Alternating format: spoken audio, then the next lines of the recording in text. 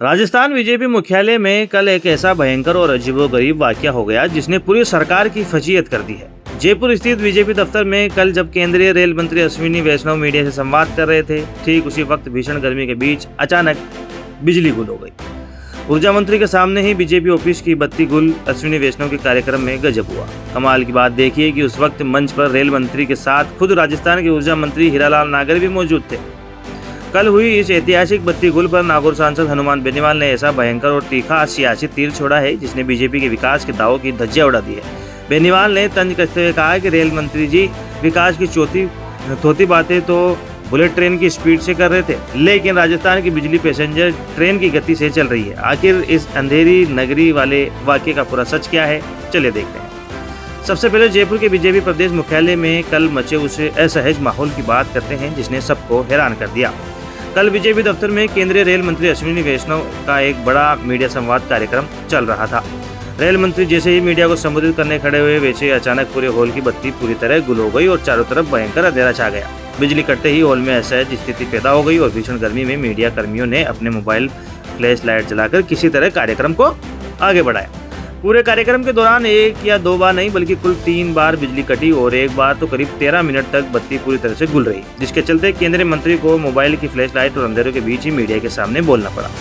इस पूरे मामले में सबसे बड़ी और किरकिरी करने वाली बात यह रही कि जिस समय ये बिजली गई उस वक्त मंच पर रेल मंत्री के साथ राजस्थान के ऊर्जा मंत्री हीरालाल नागर खुद साक्षात विराजमान थे।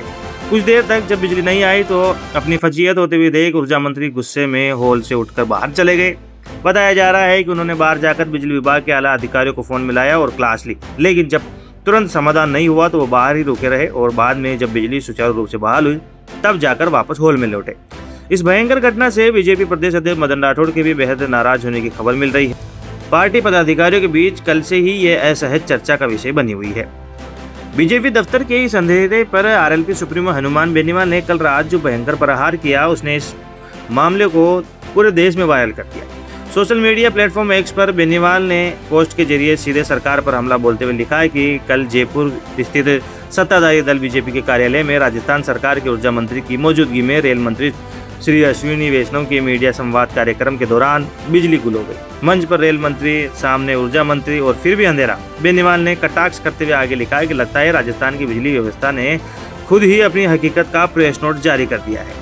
उन्होंने रेलवे के ही लहजे में बीजेपी को धोते हुए कहा कि रेल मंत्री जी विकास की थोती बातें बुलेट ट्रेन की स्पीड से जरूर कर रहे थे, मगर उनके कल के कार्यक्रम ने ये याद दिला दिया कि राजस्थान की बिजली व्यवस्था अभी भी पैसेंजर ट्रेन की गति से चल रही है। बेनीवाल का ये सीधा वार बताता है कि राजस्थान में बिजली संकट की जो हकीकत आम जनता झेल रही है वो कल खुद बीजेपी के दफ्तर तक पहुंच गई।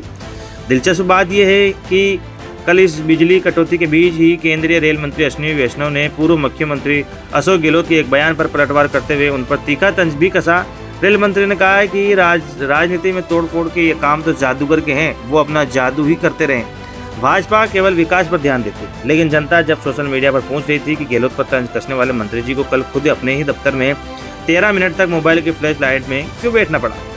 जब कल ऊर्जा मंत्री के सामने ही सत्ताधारी पार्टी के मुख्यालय की बत्ती 13 मिनट तक गुल हो सकती है तो प्रदेश के गांवों और कस्बों में जनता बिजली कटौती से किस कदर त्रस्त होगी, इसका अंदाजा आप खुद लगा सकते हैं।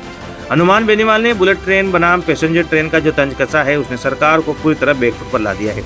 क्या आपको लगता है कि बेनीवाल का ये बयान राजस्थान की असली बिजली व्यवस्था का असली आईना है? अपनी बेबाक राय कमेंट बॉक्स में जरूर बताइएगा।